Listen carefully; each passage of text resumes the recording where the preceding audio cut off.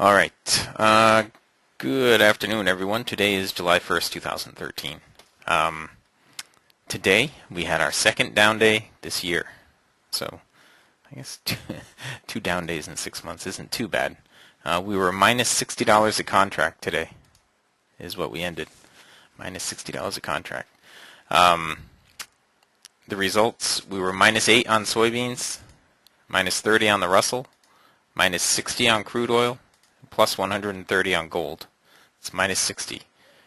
Now, we took a bunch of trades, 15 trades, so that put us at minus 180. Minus 180 overall, if you account for all the commissions. The net was minus 180. Okay? Now, the reason I say that's not a big deal is because if you go back, I mean, you all know last month, well, those of you who have been here for any length of time, maybe anyone who was here on Friday, you know last month we ended plus $5,220. The net, $3,260. George, last week, I don't know if you're in here right now, George, but last week you had said that seemed like a significant difference between here and there. And it is, but that's because I'm using an $8 per turn commission rate. All right, I don't actually pay $8 per turn, but I'm using that as a commission rate.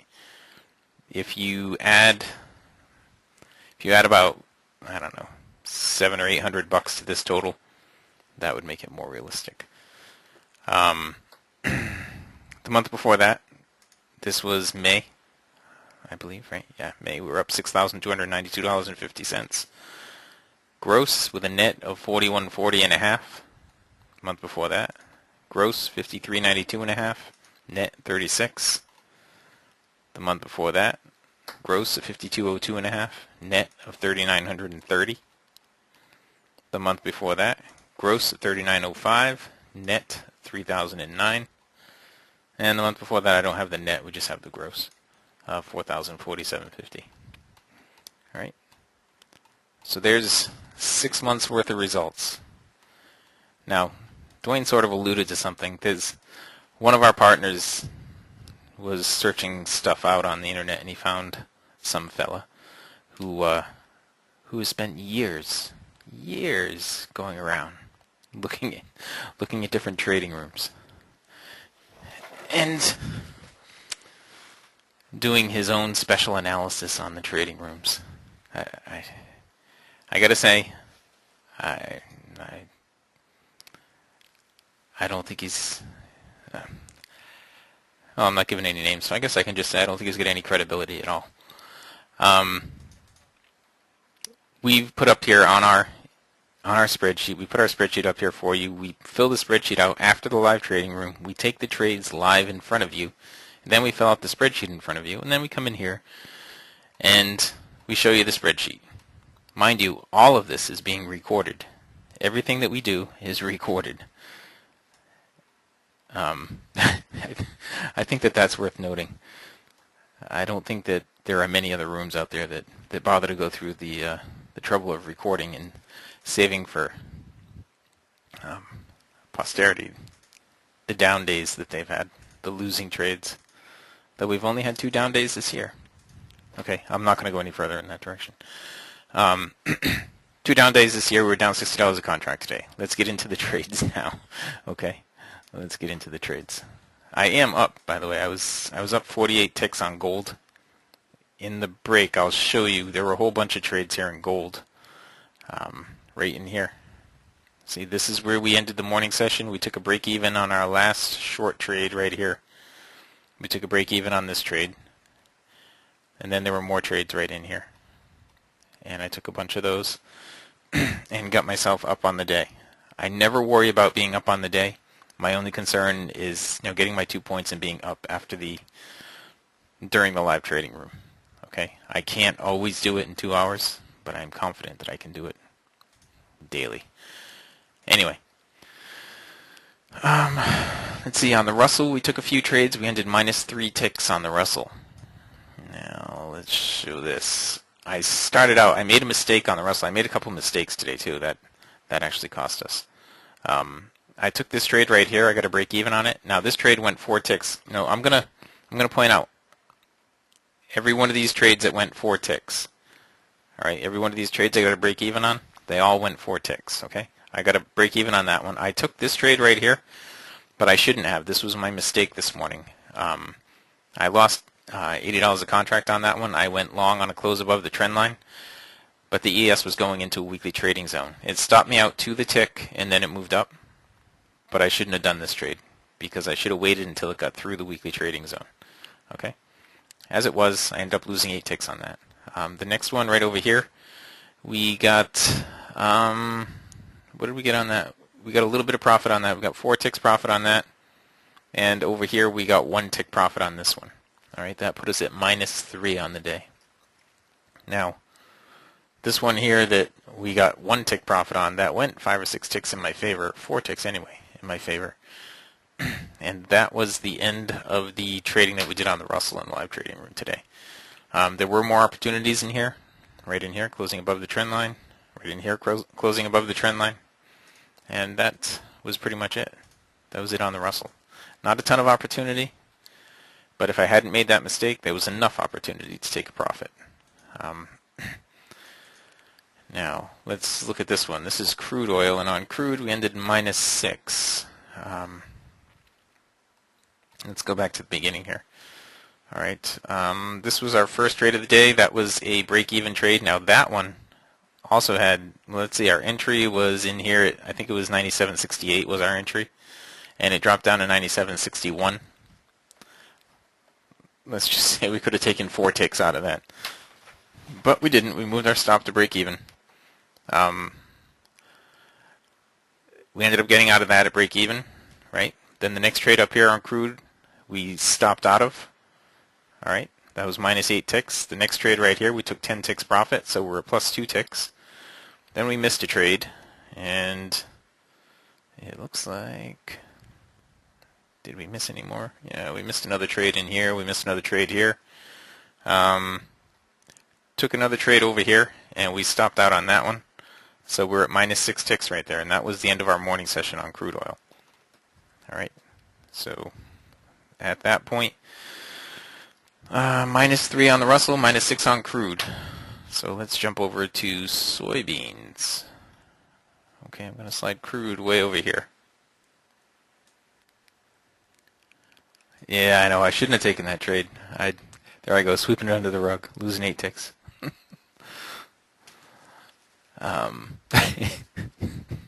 Yeah, that's me. That's me. All right, let me show you the soybeans, okay? Now in the soybeans, we took this first trade right here, and we lost 8 ticks on that one, okay? We lost 8 ticks. We never had any opportunity to take profit on that trade. The next one right here, we had about 6 or 7 ticks profit in the trade from our entry, and we moved our stop to break even, and it came back and got us out at break even. So let's just say we had 4 ticks profit available in that trade. The next one here, we did have 4 ticks profit. We had 5 ticks, I think, in the next one available. Well, let's just call it 4. And we ended up getting a break even on that. So we ended -8 on the soybeans. Okay, I was looking for the soybeans to work their way down here, and I still think they're going to. If it breaks this level right here, if it breaks this level, it should get down there. That's what I was saying when we were in this short trade in here. I was saying if it breaks this level, we should get down there, and we should get there quickly. Right now, the way that things look, there's no divergence to support a short trade. But Frank, look at these lines right here, and the slope, and the way they're working together. It's just going to break that 45.25 level. All right, that was soybeans. Now let me minimize the soybeans, and we'll go to the gold. All right. Now on gold, the trades that we actually took, I took one over here right at the end of the morning session too that I didn't mark. I gotta actually put that down, and I gotta update my spreadsheet. Hold on. There was one trade that I didn't mark on gold, so I gotta make this 16 trades. There. Now it's accurate. Sorry, didn't mean to sweep that under the rug. Let's see. That trade was, it was right over here. Right, we had this down close right there, where I was short, and it came back and took me out right there. It did have 4 ticks profit in the trade, Let's see, over here we had a short trade, took a little bit of profit on that. I don't know how much. Over here we had a short trade that gave 4 ticks profit, and we ended up taking a break even on it. I'm just scrolling backwards. We missed a whole bunch in gold here. Any one of these trades that I missed in here in gold, if I would have taken it, we would have been up on the day. But as it turns out, timing just wasn't right for me today. I took this short trade right here and took some profit on it. Missed this one. I missed this long. I missed this long. Either one of those would have put us up on the day. I missed this one. That would have made us probably break even on the day. I missed this one. That would have put us up on the day. I missed this one, and this one, and this one, and this one. I could just go on and on. Over here, I took that one and we got a break even on it. Missed that one and that one, and that one, and that one. What can I say? There's a lot of opportunity here today. Unfortunately, I was doing other things when the opportunity presented itself, and I ended up missing it. But I am, I'm keeping track of all the break-even trades that I had that went 4 ticks minimum, just so I can illustrate something for you at the end. Okay, I'm gonna minimize this right now. There, slide it over. All right, the soybeans we already covered. The NQ, I didn't trade anything on the NQ. I didn't trade anything on the ES. I highlighted a couple areas here on the NQ. Right over here was one that I highlighted that didn't go anywhere. Here was one that I highlighted that did. There's just a ton of them in here on the NQ. There's another one setting up right here on the ES on the short side. A down close right here would be a short trade. A little bit of divergence, but a down close would be a short trade there on the ES. On the copper, I didn't trade the copper at all today. I did highlight one area, but I didn't trade it. Let's see. Yep, that's about it. That's about it. All right. I didn't do anything with the natural gas either, but the natural gas did have some trades in there this morning. Okay. Now let me just go through something. Of all the break-even trades that I took, there's 1, 2, 3, 4, 5. That's 200, 300. $330 a contract is what I left on the table with the break-even trades. That definitely would have put me up on the day. But you know what? It's not the way that I trade. I move my stop to break even aggressively, and I do it the same way every time. That's what gives me the majority of the days being profitable. What do I have? 2 down days out of, we'll just average it 20 days per month. So out of 120 days, I have 2 down days. That's pretty good, I think. I'll take that. And my largest down day wasn't even today. My largest down day was the last one in February. I was down $80 a contract. Today I was down $60 a contract. Boo, hiss. Yeah, I know. Hiss. I know. I'm not making excuses. It was just a down day. I didn't have it all. I didn't have it all right in the right place today. It's all about the timing, really. There is enough opportunity for me to get it all done in that 2-hour time frame. That's it. I've said this 1,000 times. I never have any question about whether I'll be profitable on the day. The only question I have is whether I'll be profitable within the 2 hours. I'm up 48 ticks on gold right now. That erases the minus 60 or the minus 6 ticks equivalent that we had. I was up 13, and there was a lot of opportunity during the break. I was up 13 at the end of the break, and I just added to it, and I got myself up on the day. Now, that's just the way it is. Some days I'm not going to get it all in the live trading room.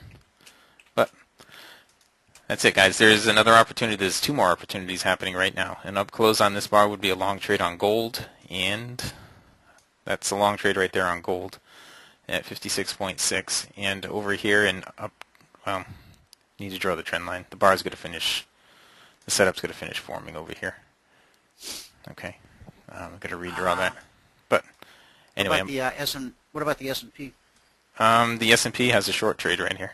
Yep. Yes, it does. The S&P is short there.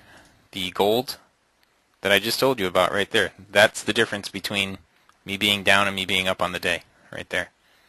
And the crude oil, all right, that's it. That's all there is to it, guys. And really, guys, this is a great, it sounds kind of quirky to say, it's a great lesson that we had a down day, but it breaks the monotony of every day coming on, got our points, got our points, got our points. Because at some point, it just becomes like a droning noise, and you don't even hear it anymore because we're saying the same thing every day. So, trust me, we didn't purposely drop the ball just to spice things up. That's just how it played out. It is. We'll never drop the ball on purpose. But what you have to accept as a trader, now, Michael, who has many years of experience trading, if it can happen to him and you're just getting started, there's a high probability that it may happen to you more often than it does him. Okay?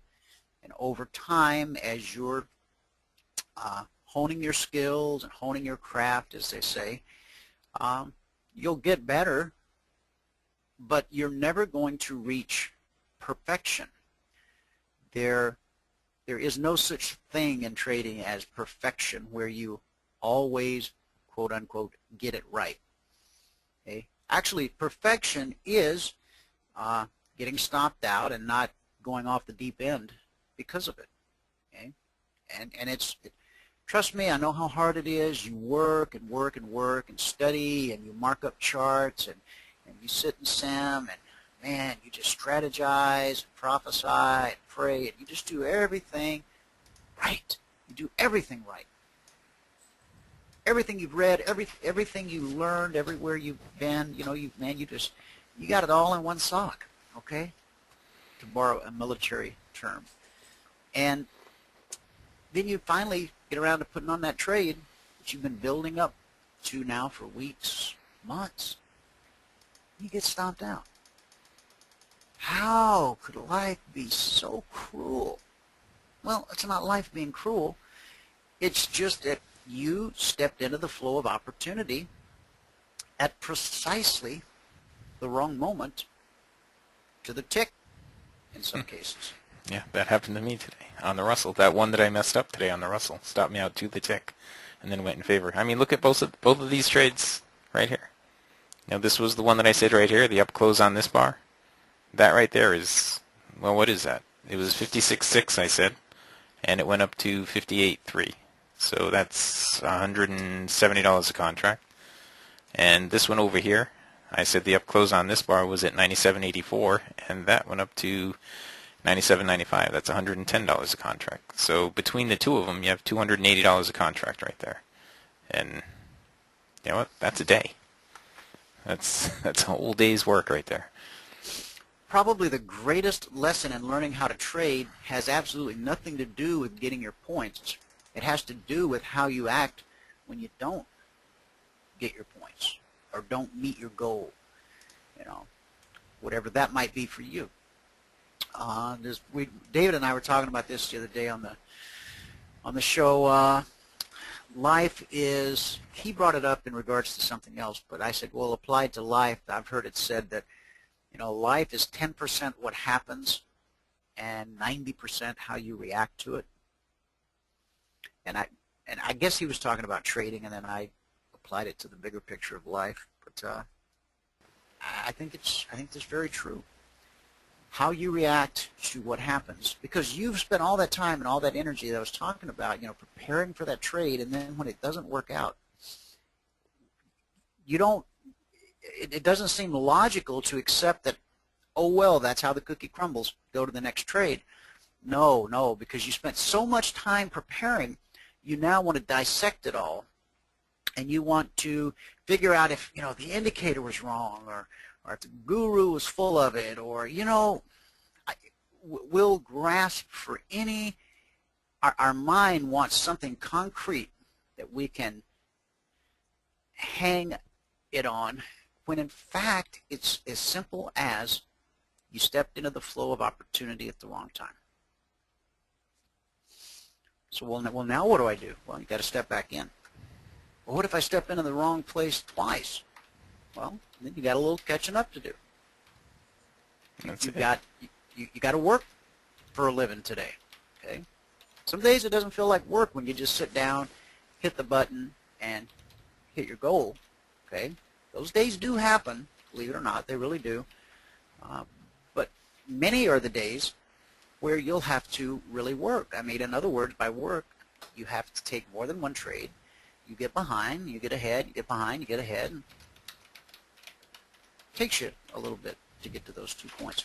Hey, I got to grab my iPad, so if you can entertain the troops for like 30 seconds, I'll be right back. I got it. All right. Hang on, let me shut off the recording here. If you guys have not taken a free trial with us, go to www.cfrn.net/apply. Sign up for the free trial.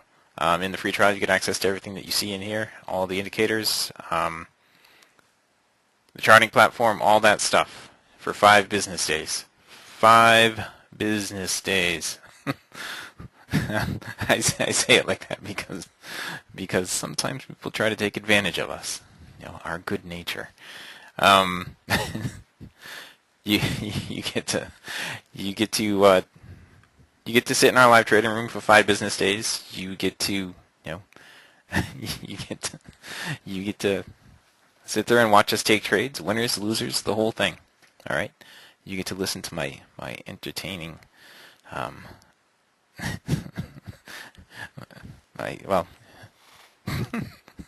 mind.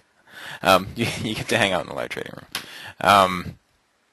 And after the 5 days, if you choose to become a partner and you want to continue, well, then you just have to let us know, and we will happily send you off all the information you need.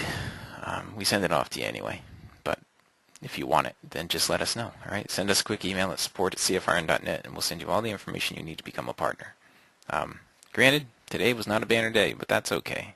I don't mind having a down day twice in 6 months. One thing to keep in mind is never let a single down day define who you are as a trader. Okay? I don't know if Dwayne has said that yet, but I know that that's something we've said in the past. Never ever let a single down day define who you are as a trader. All right? 1 down day is nothing in the scheme of things. 2 down days is nothing in the scheme of things.